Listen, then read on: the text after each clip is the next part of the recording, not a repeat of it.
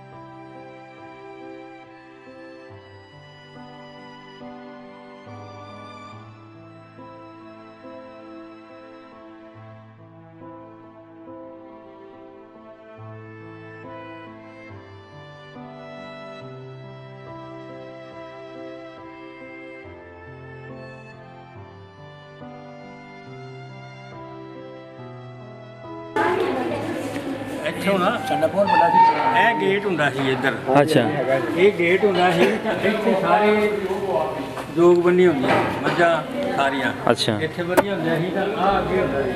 ਹੂੰ ਹੂੰ ਇਹ ਮਕਾਨ ਇੱਥੇ ਅੱਗੇ ਬਰਾਂਡਾ ਹੁੰਦਾ ਸੀ। ਹਾਂ ਤੇ ਉਹ ਇਹਨਾਂ ਹੁੰਦਾ ਸੀ ਵੀ ਸਾਹਮਣੇ ਰਸਤਾ ਹੁੰਦਾ ਸੀ ਮਾਨਾ ਵਾਲੇ ਨੂੰ ਜਾ ਆਉਂਦਿਆਂ ਜਾਂਦੇ ਇੱਥੇ ਲੋਕ ਇਹ ਲੋਕ ਤਾਂ ਸਾਰੇ ਨਨਕਾਣੇ ਨੂੰ ਮਾਨ ਨਾਲ ਤੁਰ ਕੇ ਹੀ ਜਾਂਦੇ ਹੁੰਦੇ ਸੀ ਉਦੋਂ ਤੇ ਫਿਰ ਨਲਕਾ ਲਵਾਇਆ ਸੀ ਇੱਥੇ ਸਾਹਮਣੇ ਕਿੱਕਰ ਦੇ ਥੱਲੇ ਨਲਕਾ ਲਵਾਇਆ ਬਹੁਤ ਬਹੁਤ ਵਧੀਆ ਮਹਿਸੂਸ ਕੀਤਾ ਬੜੀਆਂ ਯਾਦ ਆ ਗਈਆਂ ਹਾਂਜੀ ਤੇ ਪੁਰਾਣਾ ਆ ਗਿਆ ਮੈਨੂੰ ਮੇਰਾ ਮਨ ਬਹੁਤ ਖੁਸ਼ ਹੋਇਆ ਬਹੁਤ ਵਧੀਆ ਕੰਮ ਕਰ ਰਹੇ ਹੋ ਤੁਸੀਂ ਇੱਕ ਜਿਹੜੀ ਹੈ ਨਾ ਇਹ ਸਾਰੀ ਮਾਨਵਤਾ ਵਾਸਤੇ ਕਰ ਰਹੇ ਹੋ ਤਾਂ ਕਿ ਜਿਹੜੇ ਵਿਛੜੇ ਆ ਕਮ ਸੇ ਕਮ ਮਿਲ ਨਹੀਂ ਸਕਦੇ ਤਾਂ ਆਪਣੇ ਆ ਕੇ ਘਰ ਦੇਖ ਲੈਣ ਜਿਹੜੇ ਰਹਿਣ ਦੇ ਉਹਨਾਂ ਨਾਲ ਮੇਲ ਮਿਲਾਪ ਕਰਨ ਤਾਂ ਕਿ ਅੱਗੋਂ ਥੋੜ੍ਹਾ ਜਿਹਾ ਵਧਾਏ ਪਿਆਰ ਵਧੇ ਇਸ ਪਾਸੇ ਪਿਆਰ ਹੋਣਾ ਚਾਹੀਦਾ ਜਿਸ ਤਰ੍ਹਾਂ ਬਰਲਨ ਦੀ ਵਾਲ ਟੁੱਟ ਗਈ ਹੈ ਨਾ ਉਸੇ ਤਰ੍ਹਾਂ ਇਹ ਸਾਡਾ ਵੀ ਇਹ ਸਰਹੱਦ ਟੁੱਟਣੀ ਚਾਹੀਦੀ ਹੈ ਬੰਦਾ ਜਿੱਦਾਂ ਅਮਰੀਕਾ USA ਕੈਨੇਡਾ ਜਾਂਦਾ ਪਾਸਪੋਰਟ ਦਿਖਾਉਂਦਾ ਤੇ ਚਲੇ ਜਾਂਦਾ ਪਾਸਪੋਰਟ ਦਿਖਾਉਂਦਾ ਆ ਜਾਂਦਾ ਆ ਕੋਈ ਨਹੀਂ ਹੋਣੀ ਚਾਹੀਦੀ ਮੈਂ ਇਹਨੂੰ ਉਹਨਿਆਂ ਨੂੰ ਪੁੱਛ ਲਿਆ ਮੈਂ ਕਿਹਾ ਵੀ ਤੂੰ ਵਧਾਇਆ ਨਾ ਕਹਿੰਦਾ ਵਧਾਇਆ ਮੈਂ ਸਾਲਿਆਂ ਦਾ ਬਾਕੀ ਇੰਡੀਆ ਦੀ ਤੇ ਪਾਕਿਸਤਾਨ ਦੀ ਗੱਲ ਬਣੀ ਕਿ ਬਾਪ ਦੇ 4 ਬੇਟੇ ਹਾਂ ਹੋ ਜਾਂਦਾ ਹੈ ਨਹੀਂ ਮੈਂ ਇੱਕ ਤੁਹਾਡਾ ਮਿਸਾਲ ਦੇ ਤੌਰ ਤੇ ਗੱਲ ਕਰਾਂ 4 ਤੇ ਬੇਟੇ ਦੇ 4 ਉਹ ਵੱਖਰੇ ਵੀ ਹੁੰਦੇ ਹਾਂਜੀ ਉਹ ਜ਼ਮੀਨ ਵੀ ਵੰਡਦੇ ਆ ਮਕਾਨ ਵੀ ਵੰਡਦੇ ਸਾਰਾ ਕੁਝ ਸਲੂਕ ਤਾਂ ਹੋਣਾ ਚਾਹੀਦਾ ਹੁਣ ਇਹ ਤਾਂ ਨਹੀਂ ਨਾ ਵੀ ਉਹ ਕਰ ਲੈਣ ਜੀ ਤੂੰ ਸਾਡੇ ਨਾਲ ਜ਼ਮੀਨ ਵਾਲੇ ਉਹਨੂੰ ਮਾਰ ਦੇ ਇੰਡੀਆ ਪਾਕਿਸਤਾਨ ਦਾ ਹੁਣ ਇਹ ਹਾਲਾਤ ਬਣਿਆ ਹੋਇਆ ਵੀ ਮਾਂ ਸਾਡੀ ਇੱਕ ਜਗ੍ਹਾ ਸਾਡੀ ਇੱਕ ਧਰਤੀ ਸਾਡੀ ਇੱਕ ਬੋਲੀ ਇੱਕ ਤੇ ਚਲੋ ਜੇ ਵੱਖਰੇ ਵੱਖਰੇ ਹੋ ਗਏ ਆ ਵੱਖਰੇ ਹੋ ਕੇ ਰਹਿ ਲੈਣੇ ਤੇ ਉਹ ਤਾਂ ਜਦ ਉਧਰ ਉਧਰ ਹੀ ਵੱਖਰੇ ਹੋ ਕੇ ਰਹਿ ਲੈਣੇ ਬਹੁਤ ਖੁਸ਼ੀ ਹੋ ਰਹੀ ਹੈ ਤੁਸੀਂ ਪੰਜਾਬੀ ਲਹਿਰ ਨੇ ਮੈਨੂੰ ਮੇਰੀ ਜਿਹੜੀ ਐਫਰਟ ਸੀਗੀ ਜਿਹੜੀ ਕਿ ਮੈਂ ਗੂਗਲ ਸਰਚ ਤੇ 3-4 ਸਾਲ ਤੋਂ ਮਾਰ ਰਿਹਾ ਸੀ ਔਰ ਦੀ ਲੋਕੇਸ਼ਨ ਮੈਂ ਲੱਭੀ ਸਕੂਲ ਦੀ ਵੈਬਸਾਈਟ ਤੋਂ ਉਹ ਸਾਈਡ ਔਰ ਤੁਸੀਂ ਉਸ ਨੂੰ ਪੂਰਾ ਕਰ ਦਿੱਤਾ ਪੰਜਾਬੀ ਲਹਿਰ ਤਾਂ ਬਹੁਤ ਅੱਛਾ ਕੰਮ ਕਰ ਰਹੀ ਹੈ ਵਿਛੜਿਆਂ ਨੂੰ ਮਿਲਾ ਰਹੀ ਹੈ ਟੈਲੀਫੋਨ ਤੇ ਵੀ ਵੀਡੀਓ ਰਾਹੀਂ ਵੀ ਬਹੁਤ ਸਾਰੇ ਪਰਿਵਾਰ ਆਪਸ ਮਿਲ ਚੁੱਕੇ ਨੇ ਜਿਹੜੇ ਇੱਧਰੋਂ ਗਏ ਨੇ ਜਾਂ ਉੱਧਰੋਂ ਆਏ ਨੇ ਸੋ ਇਹਨਾਂ ਦੀ ਤੇ ਮੈਂ ਕਹਿੰਦਾ ਤੁਸੀਂ ਹੋਰ ਕੰਮ ਕਰੋ ਕਿ ਜਿਹੜੇ ਆ ਤੁਹਾਡੇ ਵਿਚਕਾਰ ਫਰਕ ਪਿਆ ਹੋਇਆ ਤਾਰ ਦੇ ਜਾਂ ਬਾਉਂਡਰੀ ਨੇ ਵੀ ਟੁੱਟਣੀ ਚਾਹੀਦੀ ਹੈ ਤੁਹਾਡੀ ਟੀਮ ਪੰਜਾਬੀ ਲਹਿਰ ਨੂੰ ਬਹੁਤ ਬਹੁਤ ਵਧਾਈ ਦੇਣਾ ਜਿਨ੍ਹਾਂ ਨੇ ਇੰਨਾ ਬੇੜਾ ਚੁੱਕਿਆ ਔਰ ਹੋ ਸਕਦਾ ਹੈ ਇਹਦੇ ਪਿੱਛੇ ਗੁਰੂ ਮਹਾਰਾਜ ਦੀ ਕਿਰਪਾ ਹੋਵੇ ਕਿ ਸ਼ਾਇਦ ਤੁਹਾਡਾ ਬੇੜਾ ਜਿਹੜਾ ਕਾਮਯਾਬ ਹੋਵੇ ਜਿਸ ਲਕਸ਼ ਦੇ ਵਿੱਚ ਤੁਸੀਂ ਲੱਗੇ ਹੋਏ ਹੋ ਉਹ ਲਕਸ਼ ਵੀ ਪੂਰਾ ਪਰਮਾਤਮਾ ਤੁਹਾਡੀ ਕਰੇਗਾ ਪੂਰੀ ਆਪਣੇ ਘਰ 'ਚ ਆ ਕੇ ਕਿੱਦਾਂ ਮਹਿਸੂਸ ਕਰ ਰਹੇ ਹੋ ਮੈਂ ਬਹੁਤ ਅੱਛਾ ਕਰ ਰਿਹਾ ਮੈਂ ਤੇ ਬਹੁਤ ਛੋਟਾ ਸੀਗਾ 2 ਸਾਲ ਦਾ ਸੀ ਮੈਨੂੰ ਕੁਝ ਨਹੀਂ ਸੀ ਪਤਾ ਮੈਂ ਬੜੇ ਬ੍ਰਦਰ ਨੇ ਮੈਨੂੰ ਦੱਸਿਆ ਮੇਰਾ ਸੁਨੇਹਾ ਤੇ ਬਹੁਤ ਸਿੰਪਲ ਹੈਗਾ ਲਿਵ with piece and love both side